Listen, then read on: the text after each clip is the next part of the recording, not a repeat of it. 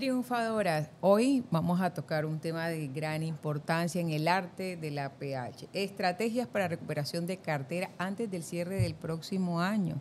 Las asambleas ya se acercan y no podemos rendirnos porque estamos en la recta final y hay varios tips que les traigo el día de hoy para esa recuperación. Importante, no debemos dejar de lado que el artículo 51, una de las principales funciones del administrador está en el recaudo. Y si no contamos con esos recursos, pues la morosidad se incrementa y eso afecta el funcionamiento de la copropiedad. Es así como la liquidez, los deterioros de mantenimientos y todo esto genera tensiones y va a ser una de las mayores exigencias que va a requerir la asamblea en el momento de presentar una cartera. ¿Cómo se divide esta cartera? En 30, 60 y 90 días. Y he aprendido algo muy importante, que la recuperación de cartera no depende de una efectividad jurídica, sino ese conocimiento, el enfoque humano que se le dé, además de las argucias o las habilidades que se tenga como un buen administrador en la comunicación. Por eso aquí traigo 7 estrategias para que trabajemos y no olvidemos la importancia del marco jurídico que tiene la ley 675 del 2001. Estén muy atentos porque aquí el artículo 29 deja claramente que los propietarios tienen una obligación en el cumplimiento de las cuotas ordinarias, extraordinarias, porque de no ser así, ¿cómo podría un administrador cumplir con esas facultades que le ha regulado el artículo 51? No puede ser eludida. Hay muchos propietarios que se quejan porque el retardo en las cuotas de administración genera unos intereses y es así como el artículo 30, que una vez certificado por la Superintendencia Financiera, la asamblea, si aprueba una tasa menor, es independiente, pero se deben calcular esos intereses. Y recordemos que el artículo 8 o el numeral 8 del artículo 51 es claro en exigir que la función del administrador puede hacer el recaudo directamente o puede hacer por terceras personas. Este complemento está también regulado en el Código General del Proceso. Esta ley 1564 regula lo que se denomina en derecho los procesos ejecutivos. Estos procesos lo que hacen es materializar el cobro dejado de realizar por esos propietarios para que se convierta en una obligación líquida exigible de lo que esté vencida. Es fundamental que se establezcan acuerdos de pago, comunicaciones claras, que se tenga a la mano las decisiones tomadas por la asamblea y el reglamento para este tipo de cobranza y así evitar nulidades. Porque generalmente cuando estamos en estos procesos, si no hay una claridad contable, somos sujetos a que haya oposición del propietario en no cancelar la obligación pendiente. Y también es claro que después de pandemia se han suscitado situaciones complejas para muchos propietarios que les ha hecho o les ha resultado inviable realizar el pago de las mismas. Es así en donde me tomé en el ejercicio de apoyarlos en que tuviéramos presente cuáles serían esas estrategias para poder iniciar con una muy buena recuperación. Lo primero que debemos determinar es un muy buen diagnóstico. El diagnóstico nos va a permitir evidenciar cómo está esa situación, no solo financiera, sino también la cartera. A 30, 60, 90, incluso lo que supera la línea de los 30, de esos 91 días en adelante, que podríamos decir que ya estaríamos en un cobro judicial. Esta determinación o diagnóstico, ¿por qué es fundamental? Porque va a permitir que yo establezca también un nivel de prioridades de los mismos. No es lo mismo yo contar con una persona que se encuentra en mora a 30 días, en donde puedo tener un diálogo antes de que pase a la segunda instancia, a empezar a conversar con personas que ya están en 60 o 90 días de mora. Como abogado les puedo dar una recomendación muy importante y es hacer esos procesos preventivos para evitar llegar a procesos judiciales, porque lo que les puedo comentar es la demora de este tipo de procesos y sé que lo más importante para un administrador es contar con un flujo de caja que permita que sus gastos de funcionamiento, mantenimientos y operativos estén en orden y así poder presentar muy buenos indicadores y resultados al final del ejercicio del año. Porque estos porcentajes de morosidad van a permitir que haya una cobertura también de cartera, se puedan realizar unos análisis de perfiles de moroso. Muchas veces queremos alinear a todas las personas de la misma manera. Debemos tener presente que es muy distinto el caso del apartamento 301 al apartamento 502, porque puede que ser que esa persona del 301 fue alguien que pagó de una forma constante y que los últimos 2 meses se pudo haber quedado sin trabajo y por estar un poco apenado no se acerca a la administración. No es lo mismo del apartamento 502, en donde todos conocemos que la señora goza de una muy buena salud financiera dicha por ella misma y porque se puede evidenciar en su estilo de vida, y que esta persona sin justa causa realice la cesación de los pagos por un capricho, posiblemente porque o le llamaron la atención a su mascota o hizo ruido, como pasa frecuentemente, o dígame que no es así, señores administradores, que hay personas que por cuestiones mínimas empiezan a tomar la decisión de no realizar el pago de sus cuotas de administración como corresponde. ¿Por qué esa clasificación es tan fundamental? Porque así voy a poder proseguir con la segunda parte, y es la estrategia. ¿Y cómo va a ser esa estrategia? La primera, una comunicación oportuna y transparente. Esta va a ser la base de nuestro éxito. Nos va a permitir realizar acciones concretas, como con un estado de cuenta detallado. Este estado va a determinar cuál va a ser el cobro de la cartera prejurídica, cuál es el destino de las mismas y definitivamente qué voy a enviar a una jurídica. Tengan presente en realizar, si no son abogados, un muy buen proceso de selección de empresas que realizan recaudo de cartera en edificios o conjuntos, o abogados que tengan un récord realmente de realizar el cobro debido para que ustedes puedan contar con ese flujo de caja. Y también es importante que se presenten herramientas para que los administradores puedan hacer unas negociaciones directas de acuerdo a decisiones que haya tomado la asamblea, como condonaciones o pagos anticipados, porque eso al final del año se va a convertir en su mejor aliado para un muy buen flujo de caja. Todas estas estrategias, como les planteaba, se convierten en una valiosa herramienta para pasar a la segunda y la tercera. Recordemos que ya hicimos una preselección y observamos los estados de cuenta, y ahora nos vamos como la segmentación y los acuerdos, estrategia 2 y 3. Esta segmentación de los morosos, una vez hechos los análisis individuales, diferenciar los perfiles, esto también nos va a poder visualizar, ok, esta persona va a vender, esta ya estableció un acuerdo de pago a 30 o 60 días, ya yo sé que puedo contar con un flujo de caja. Si vamos a hacer acuerdos, recomiendo siempre la formalidad. Me he encontrado con administradores que dicen: yo hice un acuerdo verbal, y eso finalmente termina dejando inexistente dichos acuerdos en el momento que empieza el incumplimiento del propietario que se encuentra moroso. También uno de los tips importantes es generar incentivos. Muchas veces nos dedicamos simplemente a hacerle un llamado al moroso, a hacer una persecución innecesaria, entendiendo que debemos cubrir que es su obligación. Pero hay estrategias como una rifa pronto pago o hablar con los proveedores para que estas personas entren como en una caja donde vayan recuperando la confianza con la copropiedad. La segmentación, ¿por qué se convierte en un esquema clave? Porque ese perfil va a permitir que usted, partiendo de la buena nota de esa búsqueda del acercamiento humano, usted pueda determinar y presentar un informe al consejo de las calidades de cada uno de estos propietarios y sus necesidades propias. ¿Por qué es tan importante los acuerdos documentados?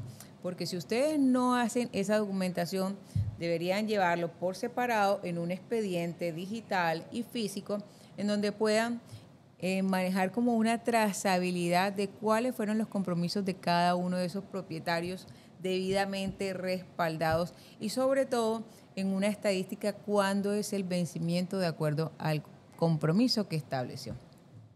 Todo este respaldo legal no solo se los deja el artículo 29, el 30 de la ley 675 del 2001. Recordemos que las decisiones tomadas en la asamblea es un mandato para el administrador y esto le da la oportunidad de actuar de una forma proactiva. Así que cobrar como una de las facultades del administrador contempladas en el artículo 51, recordemos que está el recaudo, nos permite ir a la siguiente estrategia que sería la 4 y la 5.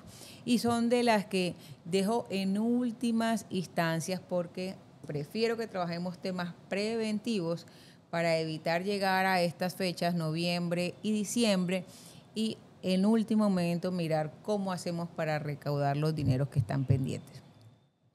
Hay una aplicación legítima de las sanciones, eso está respaldado, como les mencionaba, por el artículo 30. Hay copropiedades que no tienen la ejecución o el cobro de los intereses moratorios, eso le da también un poco de dificultad porque ya han pagado varios compromisos de funcionamiento con el que no cuentan los recursos.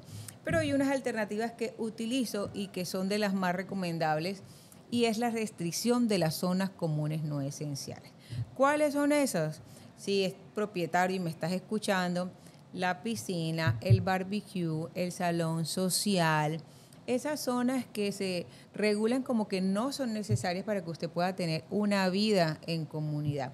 Y esto se convierte en un aliado para el administrador porque es la única de las alternativas que tiene para poder recaudar esos dineros que son tan necesarios para sacar adelante la copropiedad. Otras son las sanciones pecuniarias que establece el artículo 59 y 60, pero es independiente al tema ejecutivo.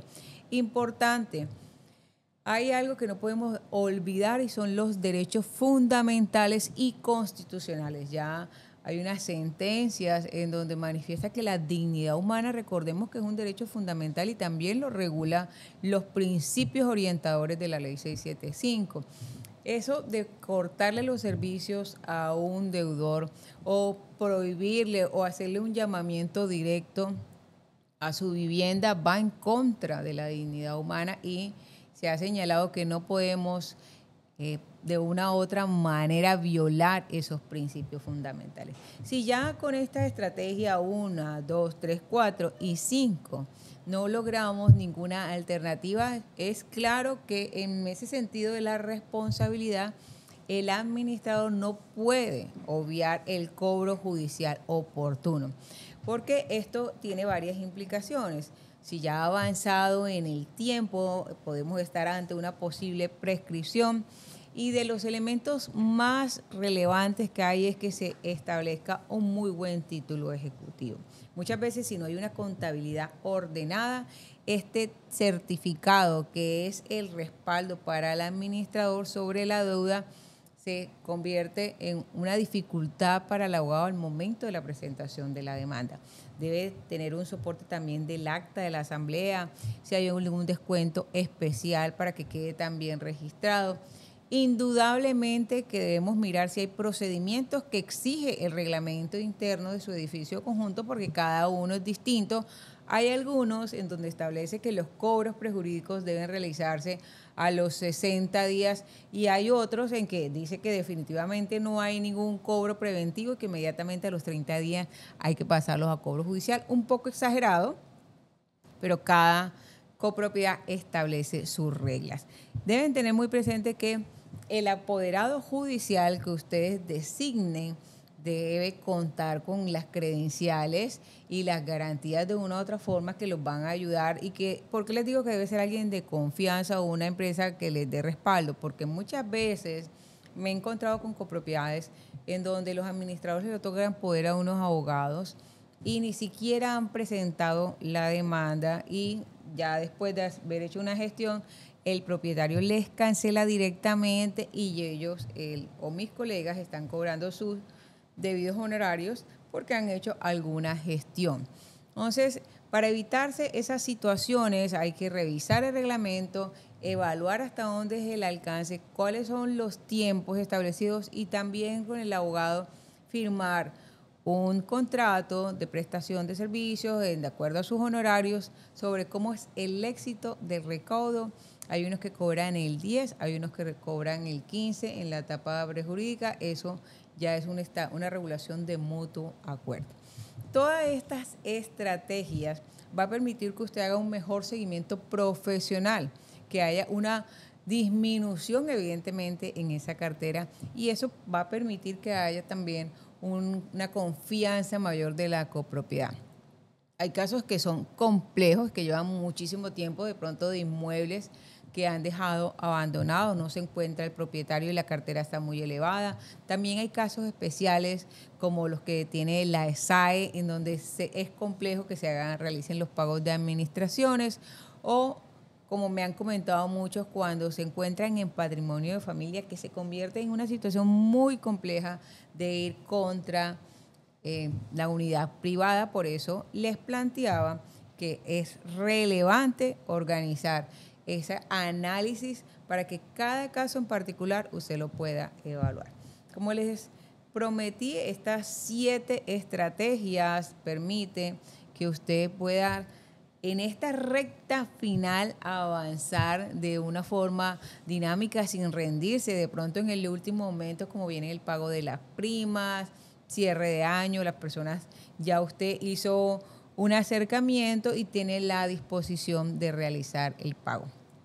La implementación de este tipo de circunstancias en propiedad horizontal va a permitir que uno como administrador cumpla con la facultad de recaudo.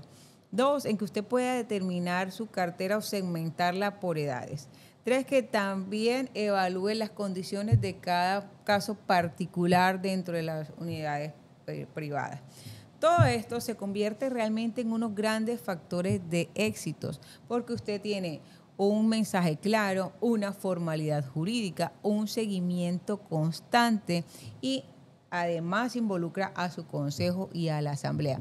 Estos aspectos téngalo por seguro que independientemente que se le cierre el año y no se logre un recaudo absoluto, va a sentir el respaldo de una comunidad que sabe que la gestión se ha hecho porque el concepto, el conocimiento está claro y hay una organizada contabilidad.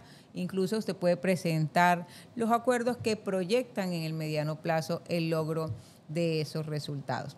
Es así como les traje este tipo de casos, porque sé que todos estamos angustiados en el cierre y esperamos, como debe ser, grandes indicadores y resultados al final del año. Pero la idea no es pensar que ya porque fin de año me debo cruzar de brazos y simplemente ya no tengo nada más que hacer, porque es aquí en donde hay que dar la milla extra. Recapitulando, la recuperación de cartera es una estrategia que se basa en, además de un trámite contable, en contar con el buen respaldo del apoyo de los abogados, el soporte que establece la ley 675, y eso va a permitir que una vez organizado puedas implementar estas 7 estrategias que traigo el día de hoy. La visión a futuro es que desde el momento en que hagan la planeación estratégica, procuren tener un sistema que les augure el éxito de la gestión de cartera. Recordemos que esta no solo se mide por los ingresos recuperados, sino también por la confianza o el respaldo que sienten las personas cuando se presentan este tipo de situaciones. Yo compartí con una de las lideresas de la propiedad horizontal de Venezuela, y ustedes saben la situación tan difícil del país, y allá uno de los aspectos más relevantes que ella mencionaba es que hay que hablarle a la conciencia de la gente, porque muchas veces lo dejamos en última etapa y le damos prioridad de pronto a la alimentación o a los servicios públicos, que son rubros que indudablemente hacen parte de nuestra canasta familiar, pero cuando motivas, generas esa claridad en que esta hace parte también de las obligaciones o sus deberes como propietario o residente, te va a dar un mayor respaldo para el cumplimiento de la ejecución de los trabajos, sean de inversión o de cuotas extraordinarias que hayan proyectado. Así que muy atentos, llegó la hora de actuar y aprovechar esta milla extra para lograr una muy buena recuperación de cartera, un excelente cierre de años y una exitosa asamblea. Recuerden que Jazmín Rosa aquí en El Arte del APH, en donde hablamos de propiedad horizontal y educamos con una forma diferente en el convivir.